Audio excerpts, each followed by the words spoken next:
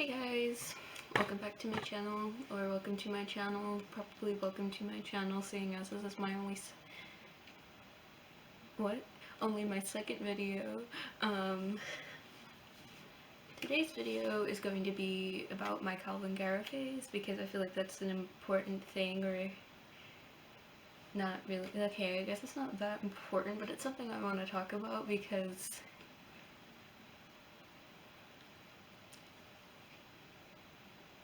ew, gross. I agreed with him at one point in my life. That wasn't even that long ago. And so that's what I'm here to talk about today. So I started watching Kalvin in maybe May of 2018. He was one of the first trans YouTubers I ever started watching, other than Miles McKenna and like Jake and Alex, and I miss them. I was very heartbroken when they broke up, but like, you know, I don't remember the video. I've watched the video, I don't remember it. 2018 is like a blur to me. But yeah, the first trans YouTubers I watched, you know, they greatly influenced my opinions on not just the trans community, but also the LGBT community in general, which is a bad thing. If you want to find out more about the LGBT community or just the trans community, do not watch Kalvin's videos, because he is a toxic person who just spreads hate, basically.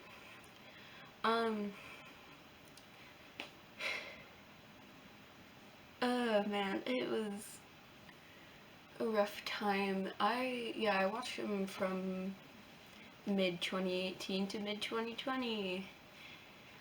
Now, the opinions I agreed with him on were just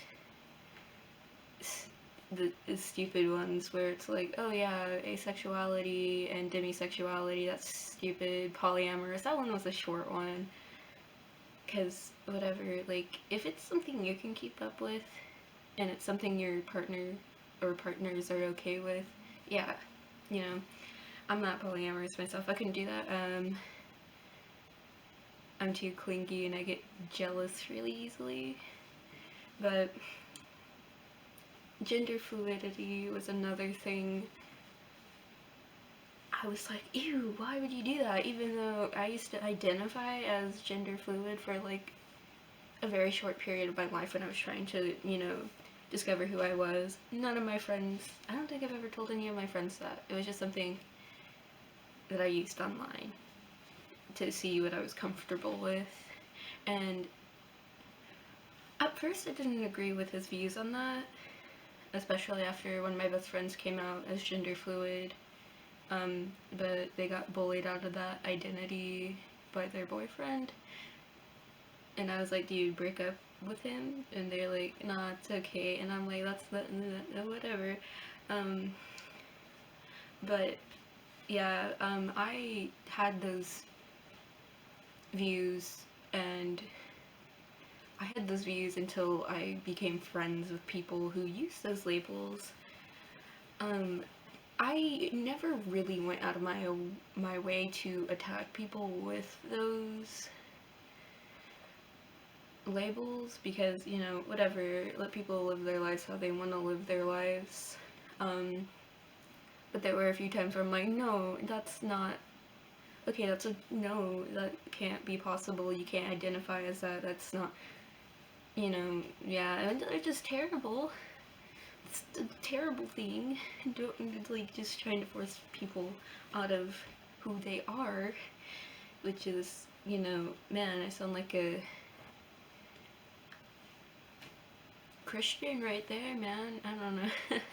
But yeah, I felt like it was such a short time, but it was a long time, and the phase where I would bully people about it lasted maybe a month, because I didn't, you know, whatever. I am proud to say I have never been a trans medicalist, because you don't have to medically transition to be valid. You need to do what makes you comfortable in your identity to be valid. Like, you don't have to bind, you don't have to cut your hair, you don't have to just overall act more masculine than you have before. Like, you can be feminine, like really feminine as a trans guy, and you can be really masculine as a trans woman. All that really matters is that you do what is comfortable for you and make sure it's not hurting you or others.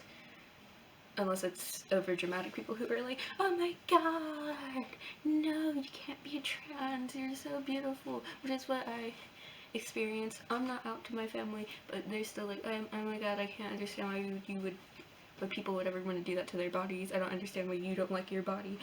Like, just last night, I was having a conversation with the person who dyed my hair and my mom, because the person who dyed my hair is a family friend, and I was like, I hate boobs.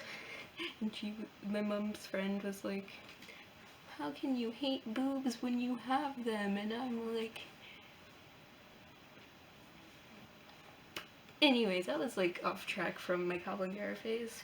This wasn't really, yeah, I don't know, but I agreed with him until about like April of 2020.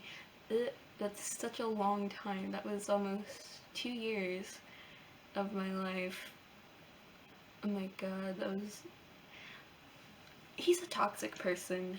He has no right to go and bash people for what they do to make themselves feel valid.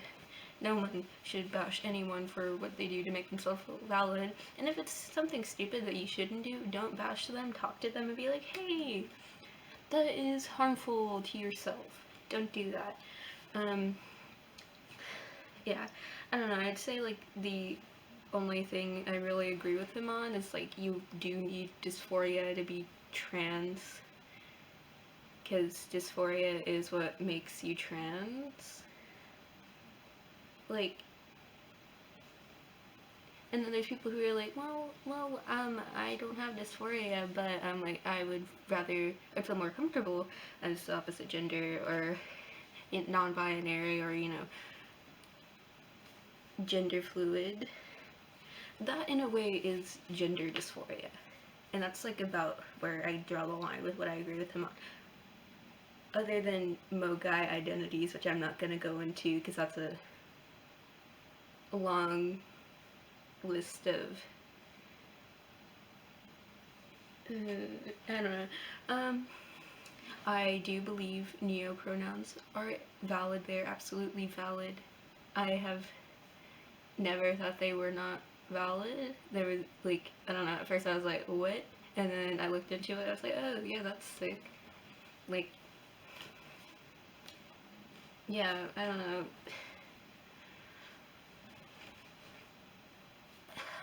I just, like, I really am not one to be like, why do you have those opinions? Why do you have those opinions? But then I look at Kalvin Garrah and I'm like, oh my god, he's just toxic. He's part of the toxicity in the LGBT community, and he's one to talk about the toxicity of the LGBT community when he's literally contributing to it and then acting like he isn't. And then he gets mad when people call him out, and, you know, when people don't want to have anything to do with him, and it's like, that's kind of your fault. You really stuck up. Like, and he's like, I can't be transphobic because I am trans, and it's like, in a way, he's being transphobic. You can still be transphobic when you are trans. Well, okay, no, more like a gatekeeper, which in a way could be transphobic. Yes, because there are cis gatekeepers of the trans community. That's transphobia. But, like, I don't know. I just don't like him. I really don't like him. I still follow him on social media because I just like to see the stuff he posts, because I don't know. Yeah, I'm glad I have gotten over that phase of my life. I've apologized to the people I could have possibly hurt during that time of my life. That single month where I was bashing people for their identities, which, gross. I feel so bad about that because it's like a terrible thing to do. But yeah, I think that's it for this video. I'll probably remake this video in the future. I'm just to give a better explanation of it, a more in-depth video about it. But for now, that's it for this video. Yeah, that's it. Like or dislike the video, I don't really care what you do. You can comment if you want and subscribe if you want, and I will see you guys in my next video. Bye.